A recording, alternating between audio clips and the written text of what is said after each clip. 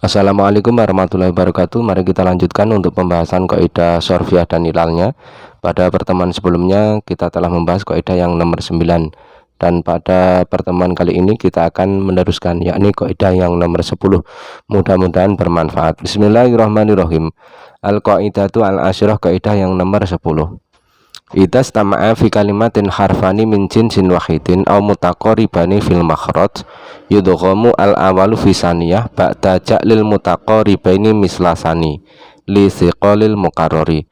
Ketika dalam satu kalimat berkumpul dua huruf dari satu jenis, artinya hurufnya sama, atau dalam satu kalimat itu berkumpul dua huruf yang makhrajnya berdekatan, tidak sama persis namun makhrajnya berdekatan, maka huruf yang pertama ini harus diidghamkan kepada huruf yang kedua setelah menjadikan dua huruf yang makhrajnya saling berdekatan sama seperti halnya huruf yang kedua.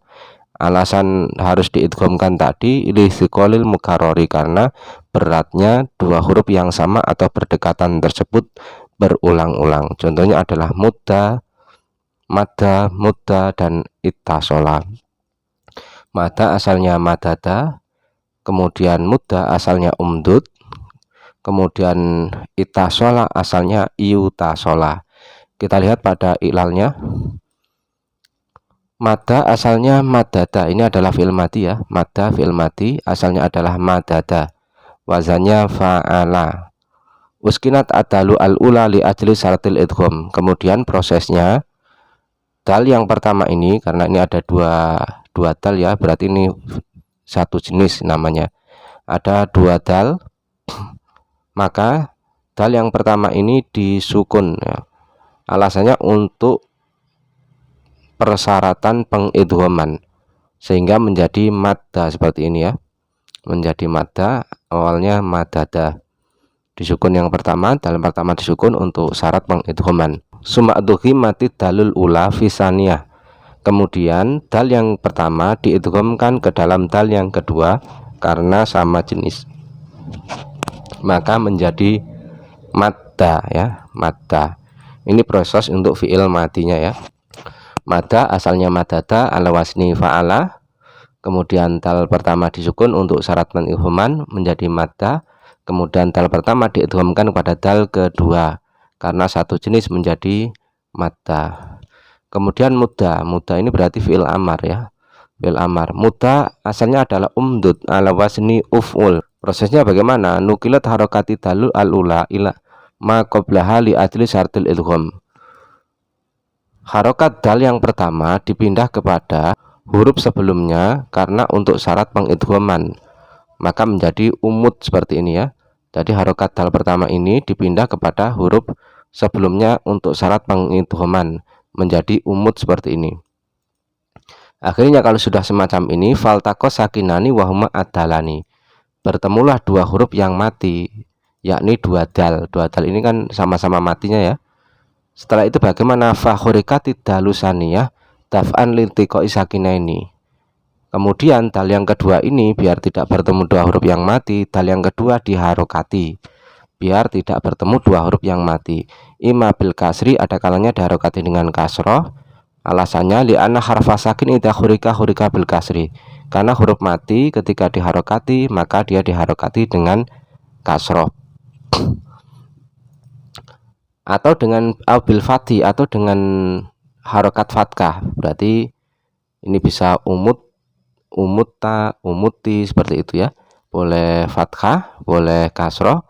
Kalau kasroh berarti umuti ya, kalau fatkah berarti umutta. Li'anna akhaful harokat, karena kalau kita mengharokati fatkah ini adalah alasannya karena fatkah itu adalah harokat yang paling ringan.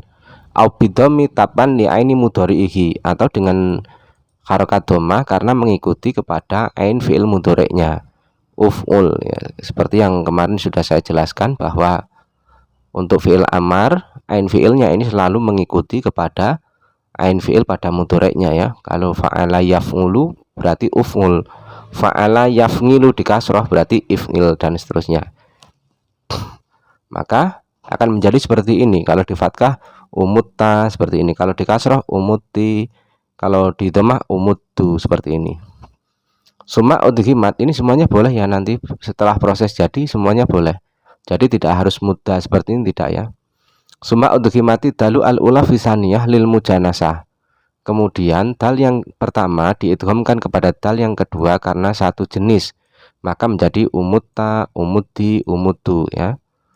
Setelah itu proses yang terakhir fahutifat hamzatul wasli ada min ihtiaji ilaiha fasoro mudda, muddi, mudu. Kemudian hamzah wasolnya ini ya, yang berada di awal ini namanya hamzah wasol. Hamzah wasol itu berarti hamzah yang dibaca di awal kalimat tapi gugur di tengah kalimat ya.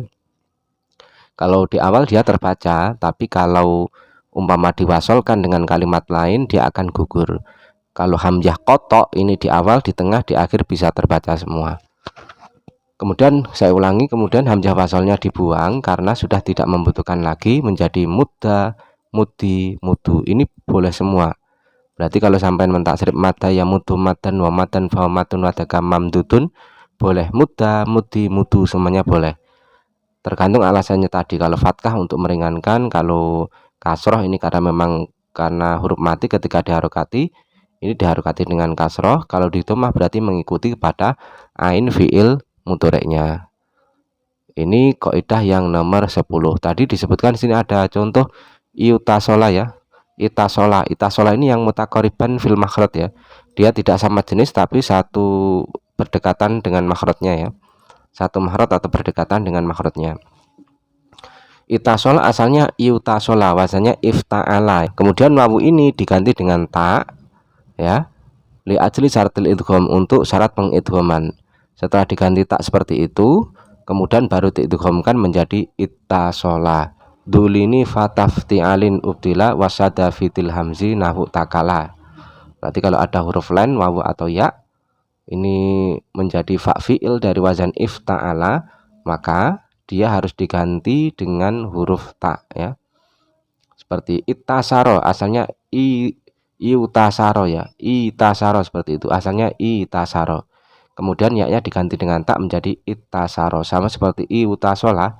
Ittasola asalnya iutasola, wawunya diganti dengan tak menjadi ittasola, seperti itu.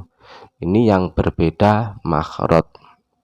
Oke, saya ulangi untuk kaidah yang nomor 10, bahwa ketika berkumpul dalam satu kalimat dua huruf kemudian satu jenis, atau berkumpul dalam satu kalimat dua huruf yang berdekatan makhrajnya, maka huruf yang awal ini harus diidghamkan kepada huruf yang kedua.